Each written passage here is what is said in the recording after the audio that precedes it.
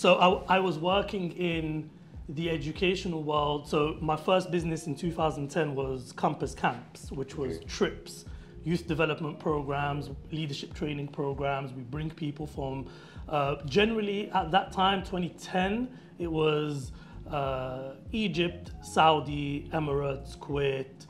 These were the students, they were coming, right? And their parents were sending them for 3 weeks to come to us, and we were doing a lot of different things. So it would be activities, fun, we go to the theme park, we do a few days in a tent, we do a few days in this city, we go to the mountains. So we provide a lot of different elements to develop their cognitive ability, as well, to boost their confidence. But for me at that time, it was more, it's a good business. You know, end of the day, it's a good business. If we can reach the market, we're offering something people don't do so much. You travel with your family, or you come with us, then you can compare it, right? Yeah. I then had the opportunity through that to come to Qatar. People heard about what I was doing. They called me literally out of the blue. Okay. Even I remember it was like 8 a.m. 8 a.m. 8 a.m. like UK time, or even 7 a.m. UK time. And I didn't wake up very early back then, right? So I'm sitting down, or I'm sleeping, and I wake up, vibration, I see a long number, right? I don't know what this number is, 974, blah, blah, blah, blah, blah, blah. I don't know who these people are. And my voice by itself like this is already quite, deep. Yeah. When I wake up in the morning, my voice is half gone. You can't hear, so I'm there, I'm coughing, before I answer, to be a bit clear. I don't know who I'm talking to. Yeah. I pick up the call. Assalamu alaikum wa alaikum assalam. My name is Kaza Kaza Kaza. Is this Yousef Mahmood? I was like, yes, Yousef Mahmood.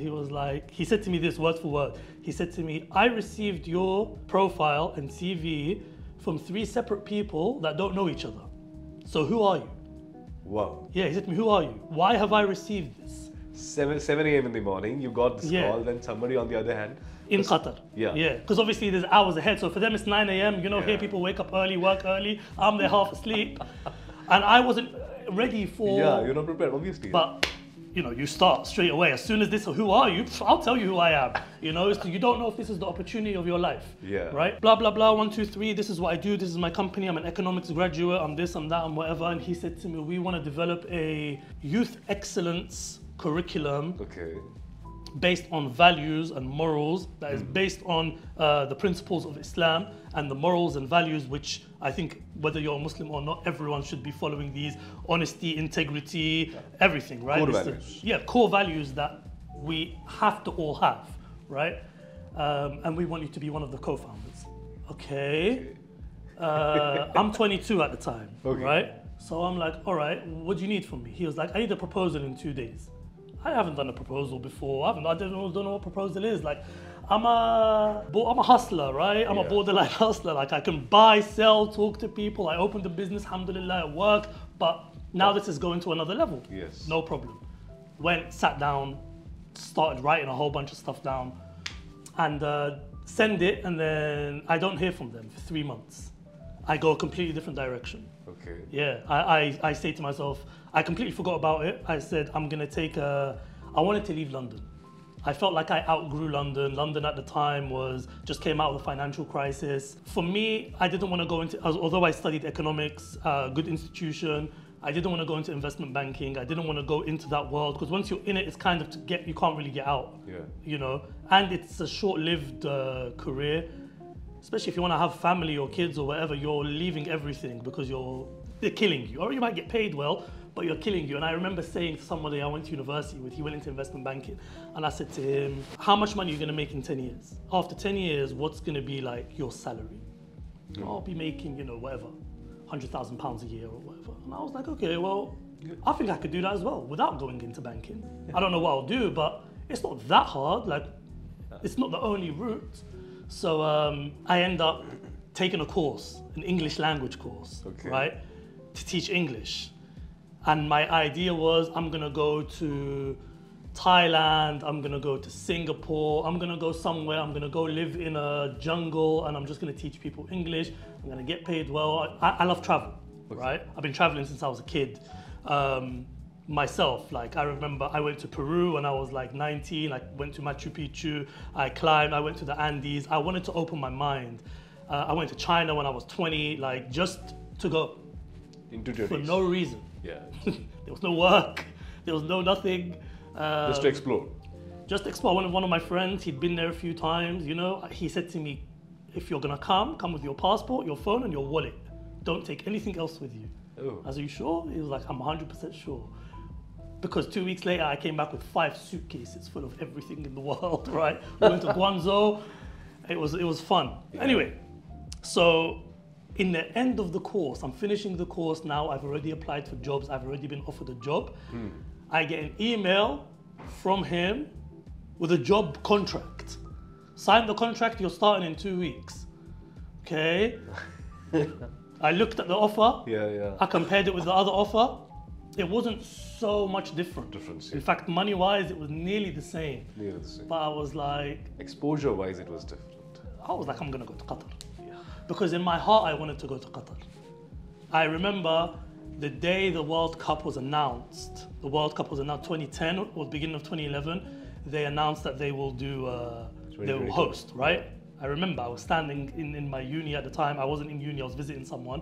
And I remember Sepp Blatter at the time, he's the president of FIFA. And I remember him pulling up the envelope, Qatar. And I was like, Qatar, really? They're gonna host the World Cup? For real? And I know Qatar through Al Jazeera, you know? Al Jazeera TV, because that's what's on at home. It's the only network that really kind of shows us what's going on. Very unbiased, very to the point. Yeah, it's mashallah, it's the gem. It's the gem of Qatar. Right? It's the gem, honestly, of Qatar. It's one of most things they can be proud of. And I'm very proud of it as well. And I remember saying to myself, just inside me, I said, I'm gonna go. I need to see this. I studied economics, I studied development. This country definitely is a desert right now. If they're hosting in 2022, they've got 11 years to change their whole country. As a development economics graduate, someone who's interested in that, I am very curious to see how this is going to work. Okay. I'm just interested. So, long story short, months later, I receive an offer. I come to Qatar. We start. A lot of things happen. You know, I don't know how much detail you want me to go into, but I start with being exposed to. I remember sitting with him, the CEO. He said to me, "Look, we're developing this curriculum, or we want you to develop it, but the only way to develop it is to understand the mind and the brain of students. And Qatari people are different to people in England. They're different to people in Egypt. They're different to people, everyone's different, but especially here, it's complex. Although you may not see it from the outside, it's quite complex if you're really trying to get into them specifically. If you look closely. Right. So he put me in the school, gave me an office in the school. I'm not a teacher, but he said, all year, I just need you to interact with the kids. Understand them, speak to them. For the first 2 months, I didn't speak Arabic to them. I'm listening. I'm trying to understand the accent as well, because it's a new accent to me. Qatari is different to Egyptian, for example, different to Jordanian, Palestinian, whatever. Yeah. So I'm trying to pick up the words, and then slowly, because they're saying to me, Mister, you look from Arab. Why you don't speak Arabic? I say, no, I'm from London, right? But they say, no, but I go and pray with them, you know? And they can hear in the way you speak. If you're pronouncing anything in Arabic, say, Mister, you know Arabic. So obviously I let them, I never told them I didn't lie to them, but I said to them, once I started speaking to them in Arabic, they became so warm to me. They really were, and opened everything and started talking to me about everything. And I'm very curious. I'm 23, I'm not old, right? They're 17, 18, so we're friends. Yeah. Right? They're inviting me to the majlis. I'm understanding now the real culture. I'm understanding their personalities. I'm understanding how they're raised. I'm understanding what they like, what they dislike. Why? So that when we develop something, we are developing it for them. We're tailor-making something that is going to resonate with them. So that was my entrance to Qatar, right? It's a long time ago now, right? I'm not going to go through year by year because it will take us forever. That's the entrance, right? That was the reason why I came here. I actually quit after a year. Okay. We weren't going in the same direction. Okay. I'm very ambitious. I want to do a lot. Here, what I realized is once you have a job or a work, khalas, you're confined to the space. Don't leave it. Don't do anything else. Don't think other than this. Yeah. I'm not accepting it. And I quit with no job. And at that time, another story. My passport got stolen by the police in Spain. Long story. That's another time we'll talk about that. Right? That's for another time. That's definitely for another time. But I remember actually when it happened, I was quite happy because back then, if you have an ID, you can't get NOC. NOC is a no objection to change sponsor.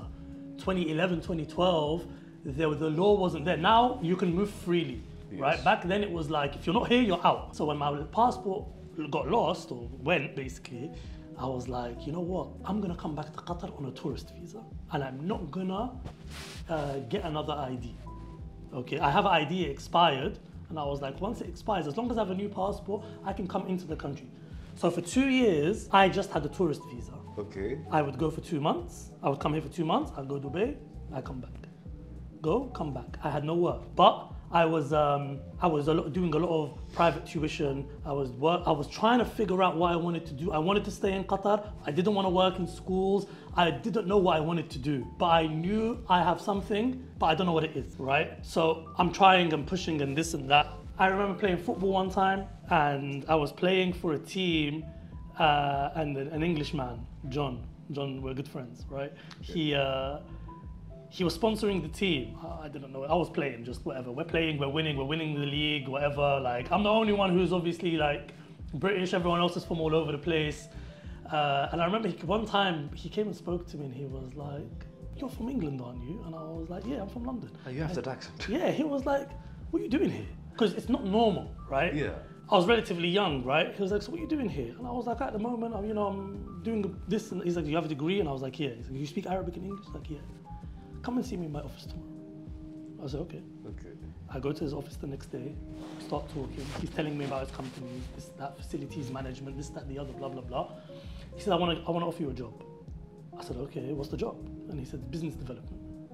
I said, "What does business development mean?" Back then, business development is kind of a new word. It doesn't even really have a definition. Yeah. Because someone can say it's more sales, someone can say it's more this. And he was like, "Look, go and you figure it out." I said, "Okay, what am I selling?" He said, "It's called facilities management. You'll figure it out. But you just go speak to people, trust me." I said, "Okay." I believe in myself, right? So if he's a CEO and he sees something too, I already believe I have something. I don't know what it is, but I know I could do something. And yeah, that was the start of my corporate career. Corporate career was more working in industries. It was all business development. It was, back then, I never knew anything. But my curiosity of how is this World Cup gonna work led me to say, okay, so where's this money going? We've got $250 billion getting spent. Like, what is it getting spent on? So I started with them, I worked, you start doing meetings from the foreman, from the supervisor, to the contractor, to the consultant. I'm trying to learn all this. I'm always speaking to the engineers. What does this mean? What does this mean? What does this? Change jobs. I wanted to stay doing business development, but I wanted to understand, okay, how does it work on a bigger scale? Okay. So I started working with international project management, infrastructure. So they were project management consultants for the huge mega projects.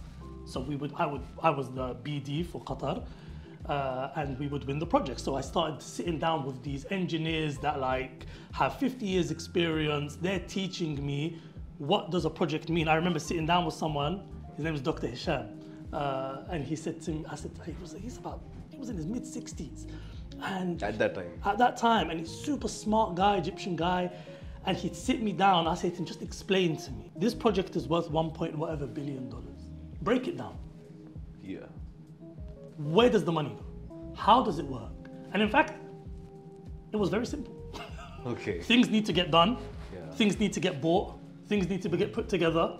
This is the process. He show you the timeline. He show you this. So we need to spend this much here. Once this gets done, okay. But if no one explains it to you, you don't know. You don't know. Yeah. Right? So I ended up leaving that job as well. Okay. I didn't enjoy it.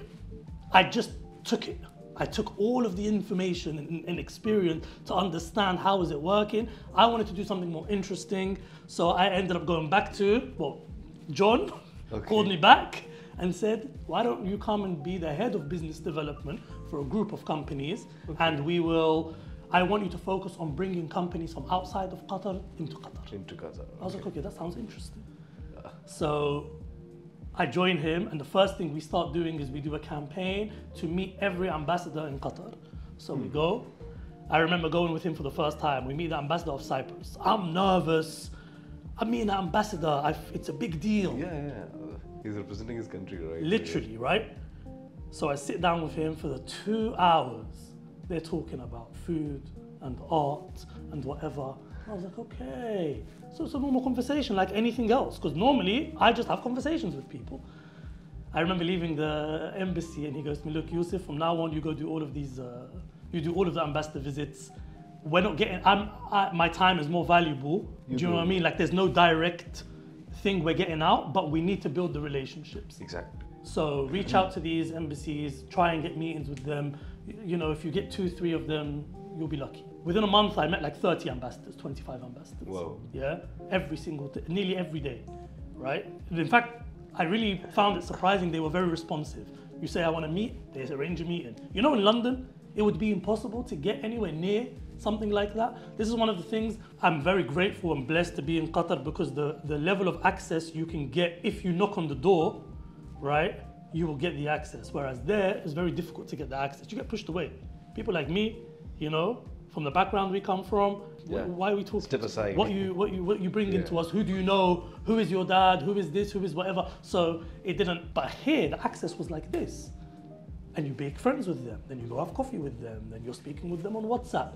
Then your delegations get sent. The first people they call is, hey Yousef, come meet this delegation of companies. So I start doing a lot more international business development, bringing companies over here.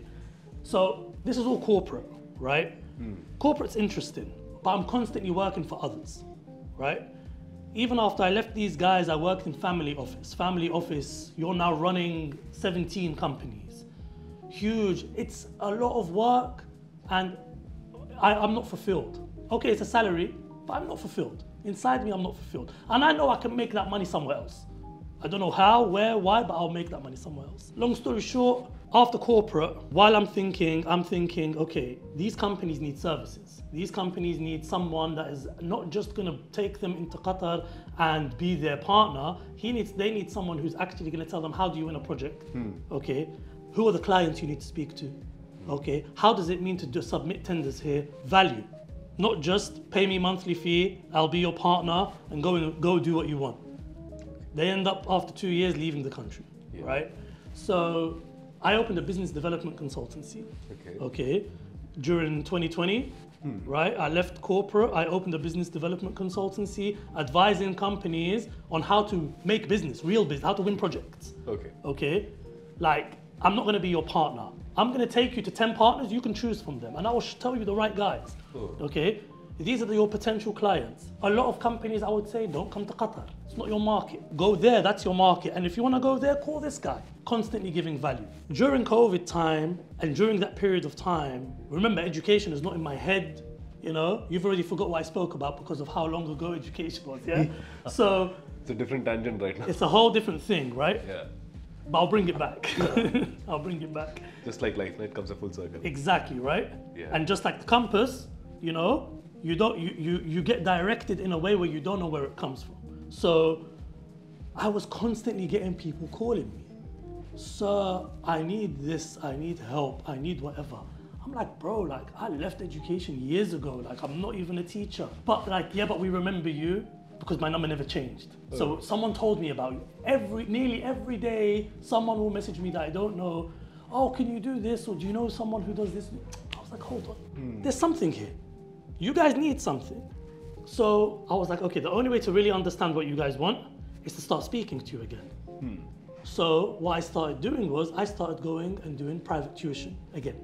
After many years. Okay. Obviously it's a source of income, but at the same time, it was my market research, primary research. I'm in the house of my clients, right? We have full trust. So I start asking them questions. They're like 15, 16. What do you want to do? Some know, some don't know. Where do you want to study? Some know, some don't know. Oh, someone told me this. Oh, my cousin told me that. I heard that it would be good to do that. So automatically, I'm like, okay, so there is the need for direction. There's a need for someone to direct you guys. Okay, that's one side of it. I can't open a business for direction only. That's not going to make sense. Okay, I'm going to go back to my original passion, which was trips. Educational tourism.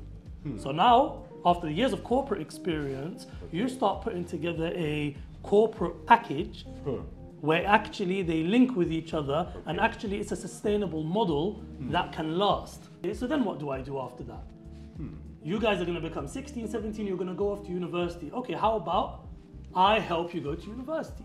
Because I would ask them, they'll be like, oh, I'm going to London. How did you apply? I applied through an agency. Well, if you're applying through an agency, okay, I can be an agency. It's not hard.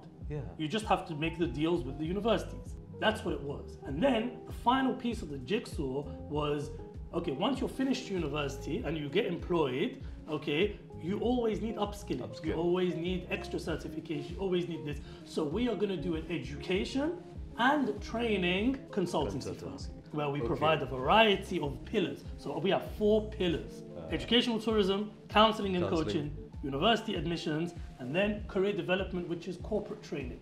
And this is bespoke. This is depending on the requirements of clients. Right? Government, ministry, whoever it may be, that's what the client wants.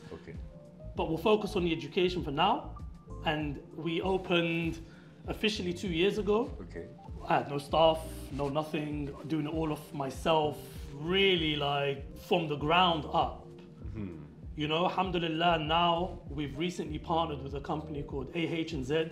AH&Z is the largest UK university representative in South Asia. In Africa. They have 700 plus staff. 20 countries operating in. We are the 20th country. So Qatar is the 20th country. Qatar is the 20th country. And over this last summer, I made a full partnership with them to open AHZ Qatar. So now we have this 15 years experience, 25,000 students that they have brought into the UK. Now we are AHZ Qatar.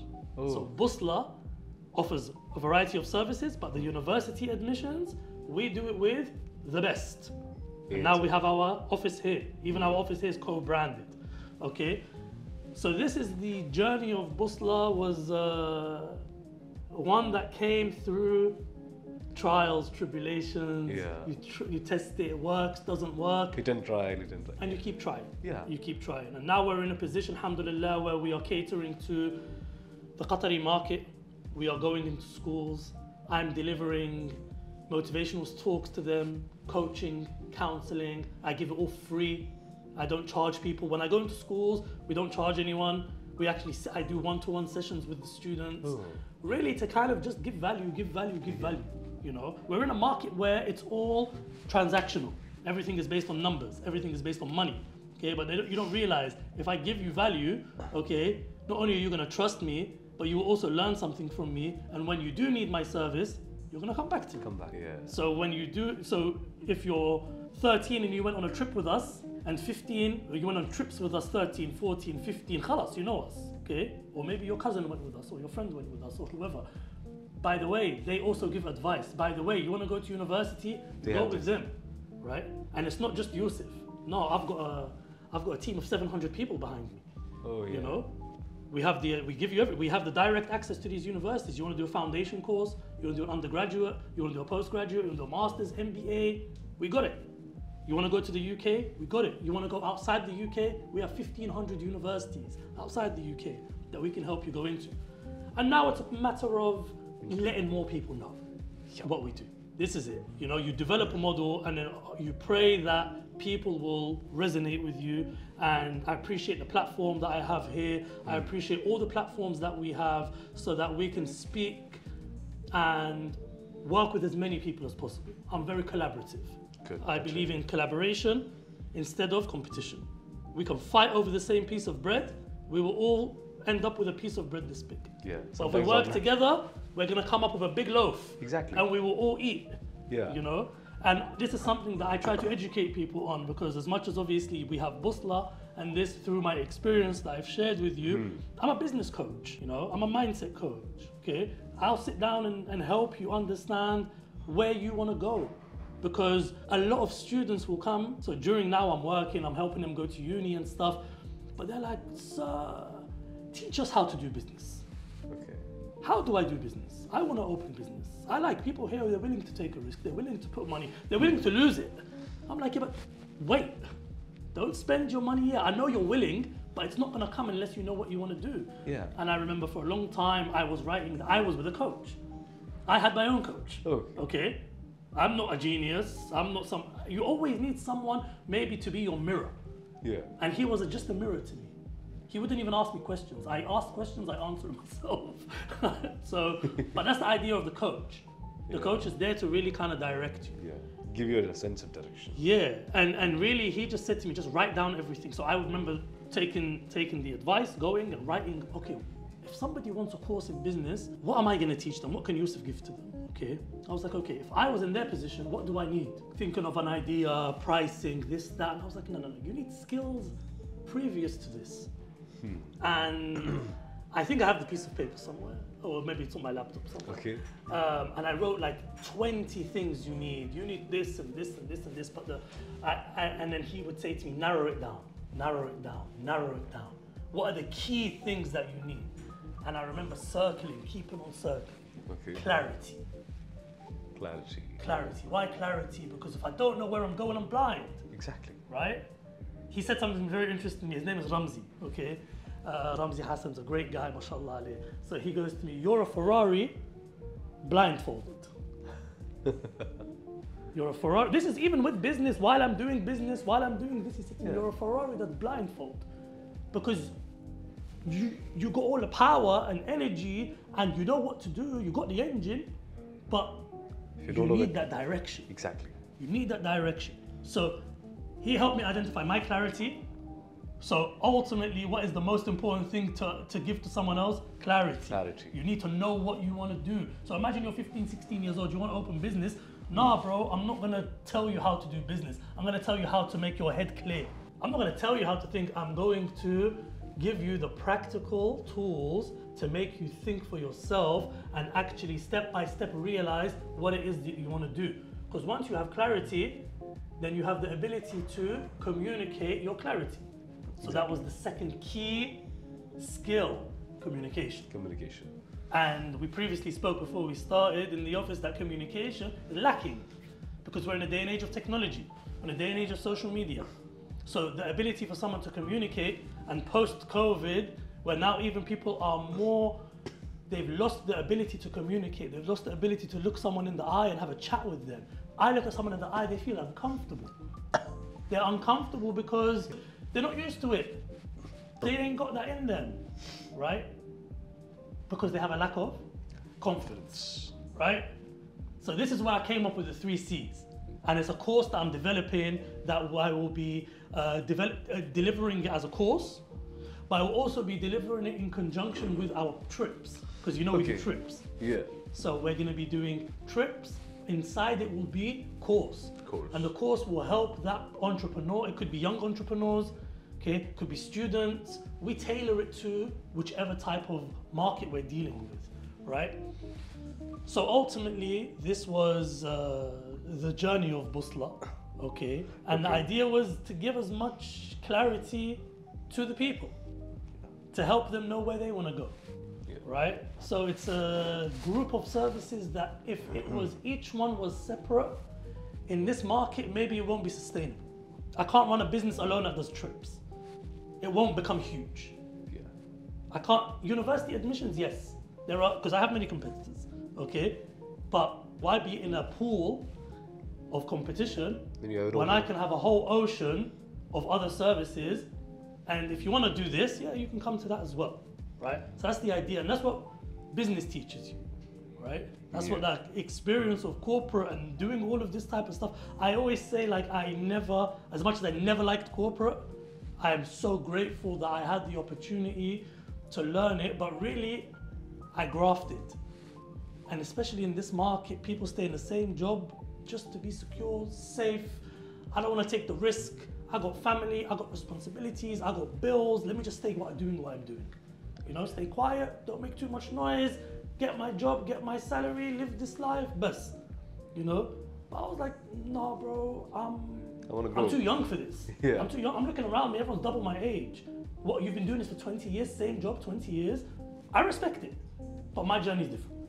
I want to do something on a much bigger level, okay? And I might have to go down. You're not going down, but really what you're doing is you're equipping yourself with the skills and the tools to then go to uplift. Uplift yourself. Do you understand? And uplift everyone with me as well at the same time. It's not just about individual growth. It's a collaborative growth. 100%, and it won't work otherwise. Yeah.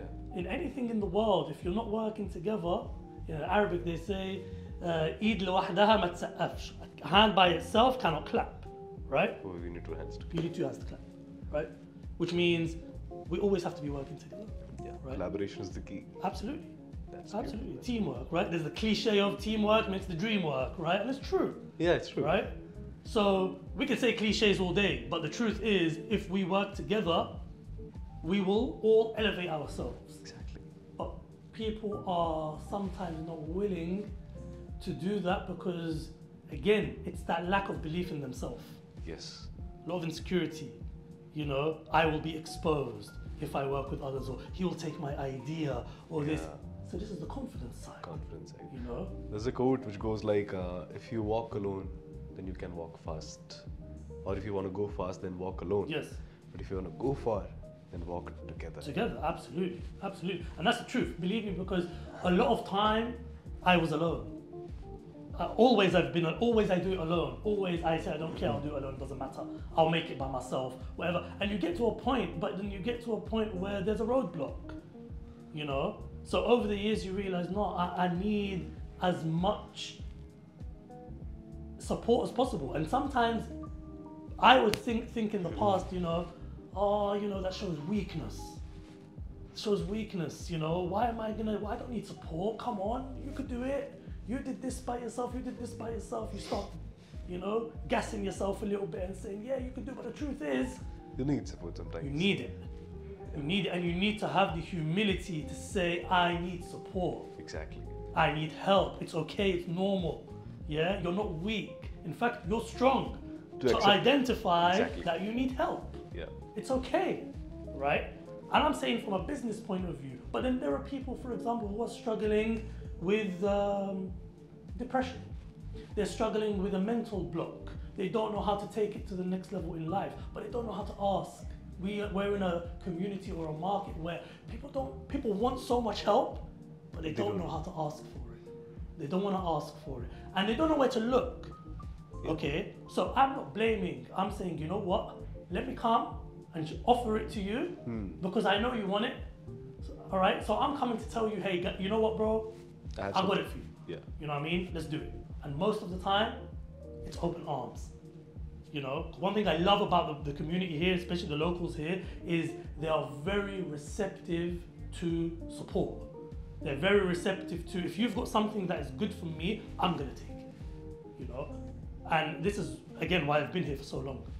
You know, because people are always very receptive. Do you know what I'm saying? But I had a lot of questions in my mind. Please, or did I already answer it? You already answered it. Okay.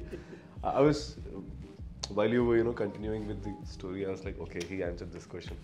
He answered this one also. Okay, I'm now running out of questions to ask. It's so good. But yeah, it was actually really nice. But I would like to ask something. You know, you told me that all these years, you know, in this journey, you were alone, and now you are. It's not now, but you have understood that it's important to ask for help. Yes, it's important to ask for support. Yes. But if you look at the youngsters who are so much exposed to social media, right? And in social media, we can see the glorification of hustle culture. Absolutely. Hustle culture is important. I agree that you need to hustle. Right, to an extent, though. To an extent, though. Right. So, what's your message for the youngsters who are blindly into hustle culture? Do you have a word of advice for them? Yeah, you know what it is when it comes to that. I was telling you earlier, I don't have social media, so I'm not so exposed. I see what's going on, obviously, but I don't know all of the names of the people. Yeah. And it's all, unfortunately, we are very susceptible to the messaging in social media because we feel like if we see it on our screen, it must be right. Yeah, it must be true. It must be true, right? And you got a lot of people talking a lot of rubbish, and because they have a tick on next to their name, or because they have X amount of followers, you must be right. No, they've hustled to get to that stage. Now they're hustling you. They're hustling you for you to believe in whatever it is. I would tell you from now, I'm a real hustler, right? In a legal way. I'm a real hustler. As in, I like to make one turn to two, okay? But all day, if you are scrolling, listening to someone who's made it, and you're glorifying him, what have you actually done yourself? What efforts have you made yourself? And some people, they'll go to the extreme. I don't need school, I don't need education, I'm gonna be this and that. The reality is, this is all a market to take you and to take your energy and to take your time and to buy into someone else's ideas, okay? And in reality, you're not getting anything out of it. Yeah, that's right. True. I don't need to mention people's names, okay? There are many people online that are popular and stuff. You're not gonna do what he does, okay? What you need to do is equip yourself with skills. You wanna be a hustler? No problem, okay? Come and talk in front of 100 people about something that makes sense. Come and sit with somebody and give me a conversation about something, okay, where all of us are gonna listen to you. Because if you wanna hustle, you're listening to this guy because he got your attention. Yeah. Not because he's saying anything special. No one is saying anything special. But they just have a certain charisma, or they have a certain communication which makes you gravitate to him. But the reality is, do you have that? No. Go equip yourself with that. Gain a skill, a real skill, right? And then start with something. I agree with hustle, okay? But show me what you've done.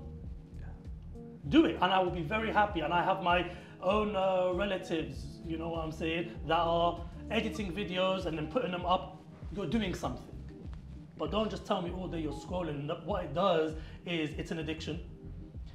It fries your brain. Yeah. Your brain cells are deteriorating. In fact, you're becoming dumber every day watching this, yeah. Because all you're doing, and you're gonna go and tell your mum or your dad or your friends, and you will swear by this guy who doesn't care about you, doesn't know you, nothing, right? You swear by him. But how much money have you made? You're still making pocket money, mate. You're still getting pocket money from your mum. Yeah. What are you saying, I'm gonna be a big time hustler, whatever, when you're still getting pocket money, right? Show me what you can do. Yeah. Show me what you can do. Back in the day, when I was in school, we didn't have any of that stuff. I was buying and selling Pokemon cards at 12 years old. You know, I was buying and selling phones at 13, 14 years old. You started way long back. My first job, I was 10. Oh my God. But I'm working. Yeah. I'm working. My point is I'm working, meaning like I was interested to work. So get off your phone, go take an unpaid internship. You know, now I'm hiring, right? People don't want to work. People just want to have a job to get a salary and they don't want to work. Okay, so what kind of mentality or hustle mentality do you have if you're not willing to put in the work? Exactly. Honestly, you know the secret to it all is effort. Effort, yeah. Effort. It's a simple word. It's very, you try, doesn't work, you realize what you did, you go again. But more time, we're afraid of failure. We don't want to feel the feeling of, oh, it didn't work, I'm broken, it hurts. Trust me, I've had that feeling multiple times. But the difference between the winner and the loser is the winner says, let me try again. Yeah. Let me try again. Let me try again. Let me try again. Why? Because we have curiosity. We have curiosity to say, let me try it this way. Let me try it that way. So if you're not going to put effort and you're not curious, right? And all day you're on social media scrolling, swearing by these people, right? Uploading, sharing, telling your friends about these people, okay? The reality is you've only lost. You've only lost. Yeah. I'm not saying put your phone down completely, deactivate social media. I mean, you could do all of that stuff, but the reality is, what effort have you put in? Yeah. My advice, you've got the internet. Use the internet to learn how to do AI tools, to learn how to do so many things that will actually bring you value. So that if you really want to do a side hustle, you really want to go get yourself a job where you're going to get paid, or you want to buy, sell, drop ship, you want to do whatever it is you want to do, Start. Yeah. Start. Do it. You want to be a hustler? Start. Yeah. Start. This is the issue. They're hustling you. Yeah. That's it. And they're all susceptible, especially the youngsters. They're susceptible because, again, someone with some charisma, someone with a nice car, someone with this, talking well. So they buy into it. Oh, wow. He must be amazing. He's a human being. He's not perfect. He's a normal guy. And I'll be honest with you, I don't know them, but I can tell you for free, the majority of them are talking rubbish to you. Why? They want you to buy into them, subscribe to whatever they're doing, pay them whatever monthly fee. They're making money off you, you know. You're being commodified. Exactly, you are commodified, and you're part of that market. Yeah. Right? And you've bought into all of it. So put it down, go learn a skill, right? Go outside, go speak to someone on the street. You want to be a hustler? Go chat to someone on the street, 5 minutes that you don't know. Keep him engaged about anything. Keep him engaged. Yeah. You want to go and do big multi-million deals, or you want to do this and that, you can't talk to someone? There you go, right? Because you ain't got the confidence. You ain't got the confidence. You ain't got the confidence to communicate, and you have no idea what you're talking about, so you have no clarity, right? So get the essentials, right, and hustle all you want afterwards. But get the basics down. Yeah. But we want to jump, right? We want to run. You want to go fast, you said? You go alone. Unfortunately, they're not even going anywhere. They're not going anywhere. They're running on the spot, getting tired on the spot, losing brain cells on the spot, because they got no direction, right? And they just got some, and this is the reason why I'm now doing this. I have no social media.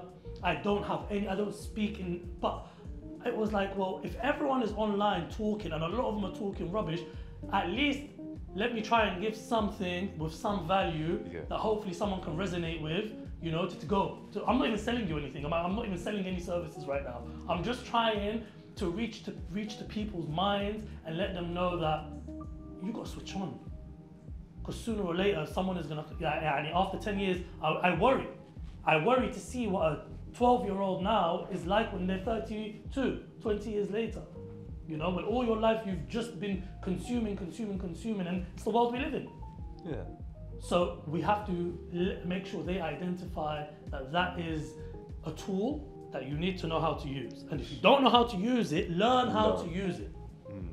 Right? But it's easy to say, right? When it's just here all day long, you hear someone, oh, it's so interesting, wow, but what are you going to do about it? It's wow, go do something about it. You know, that's the key. Yes, always substantiated with action. Absolutely. Yeah, absolutely. True. And there's a quote by Robert Greene which goes like, never win with your arguments. Right. Win with your work. Absolutely. Absolutely. Robert Greene. 48 Laws of Power. Exactly. Yes. I remember listening to it long time back. Someone told me about, I was like 18. Okay. Yeah. And I remember listening to the 48 Laws of Power. And it wasn't because I wanted to get power. It's because I wanted to know how are people manipulating other people? Yeah. And I remember listening to it thinking, wow, it's all true.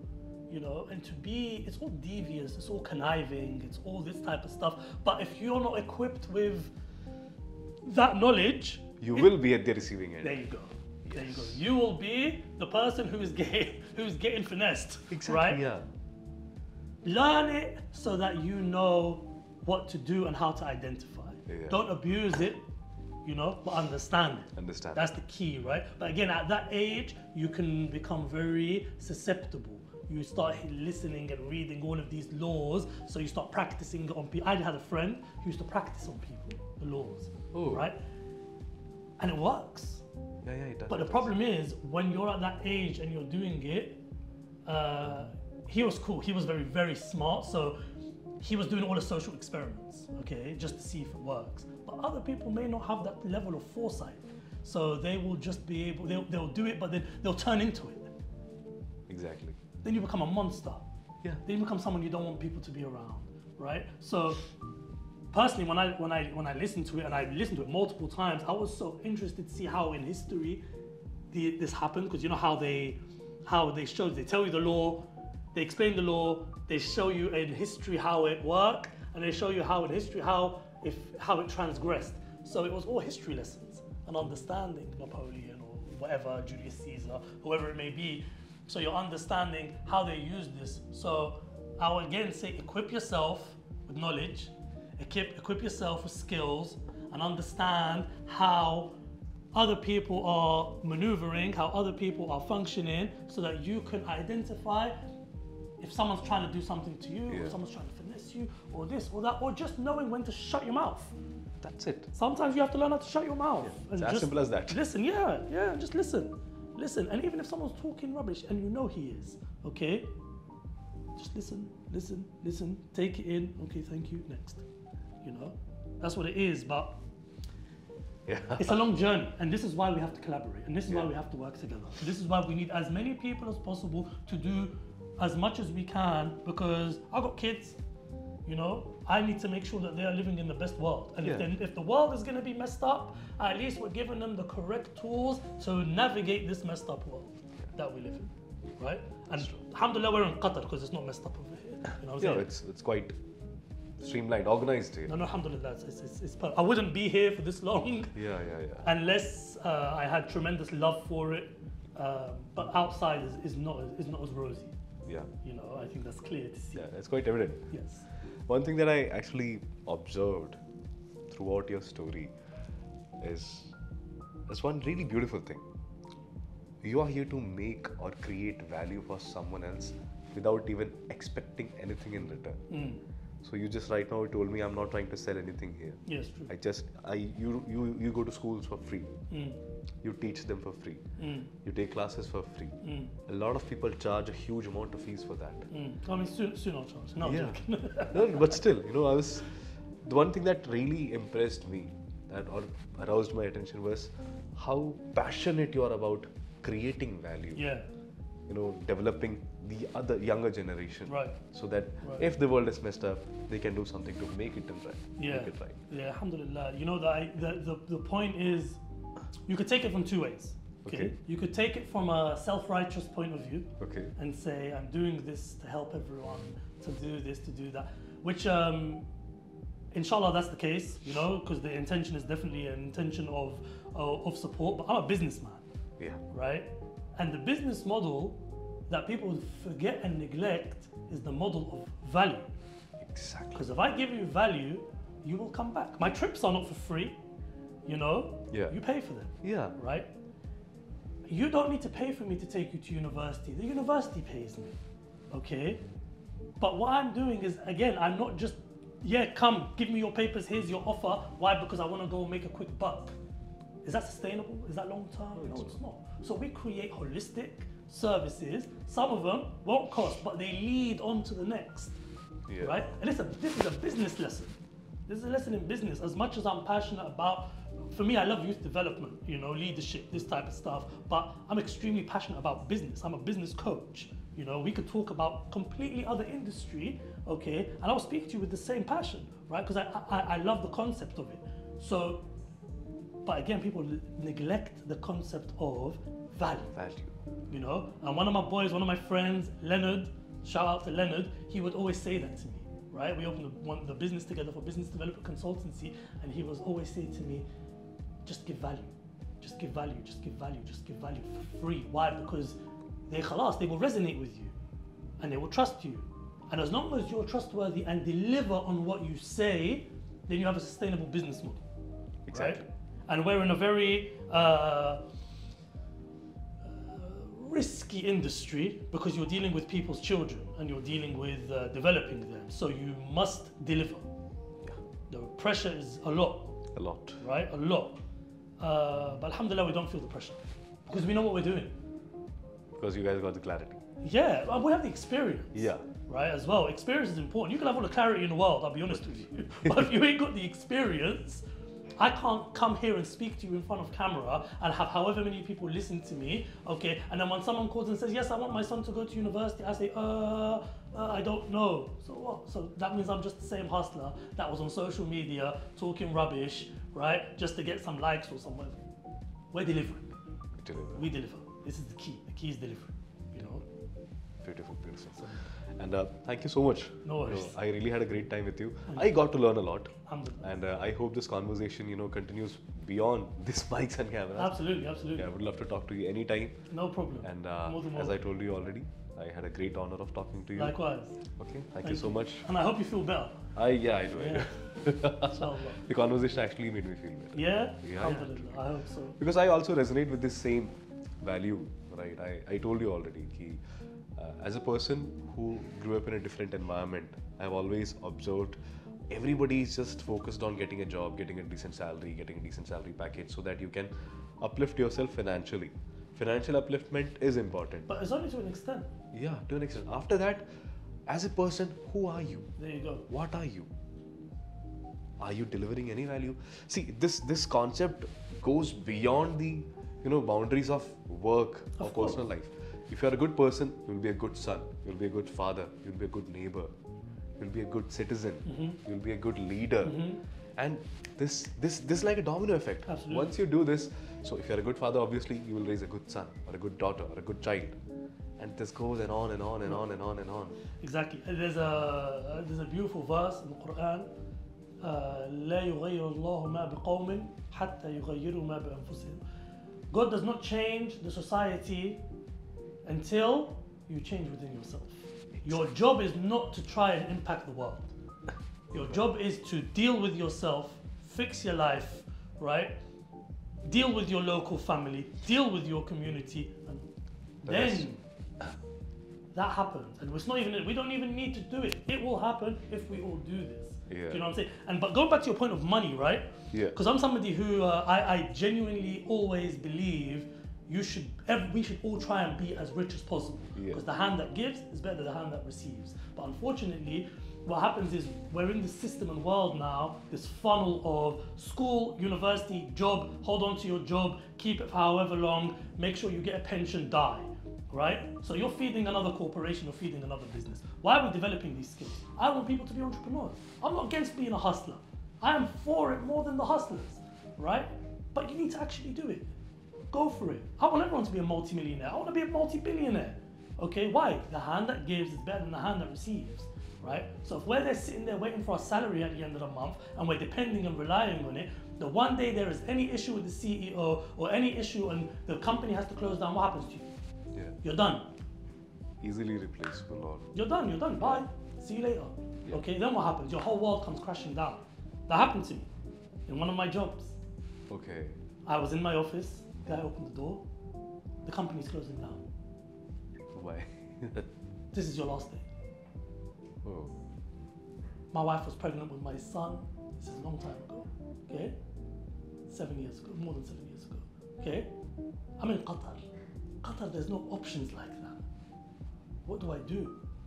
I remember going into my car and crying my eyes out. It's the only thing I haven't cried in years. And I was crying my eyes out. I was screaming because I was like, what do I do?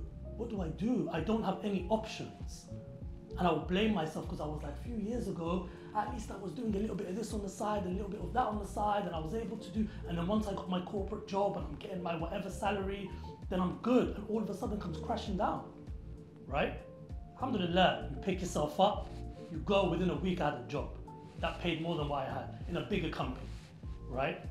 Doing international project management, right? But the point is, if you ain't got no plan and you're just relying on that salary, you're never going to be rich, you're always going to be dependent. These are two things that you don't want to be. You don't want to be dependent, right? You want to be independent, right? I'm not saying go quit your job, go quit uni and go, no. But do it, but do something else. Have a plan, have an idea. Someone else can do it, why can't you do it? Yeah. You know? Oh, because he is rich, one day he was poor, right? And how many stories do we have of people? Look at Tata, you know? He's a fantastic example. That guy's excellent. I'm sure he came from nothing. And he's always given what? Giving. And another key thing, right? There's two things if you want to take out this whole conversation. One is, if you want to get somewhere, you make effort, right? We said effort. Effort. Okay? The other thing is, the more you give, the more you get. The more you give, the more you get. And that is a fact of life. That's a fact of life. I am depositing value in you. I am depositing value in you. I'm depositing value in you. Okay? That's gonna come back to me. You know? Charity, you know? Charity does not diminish from your wealth.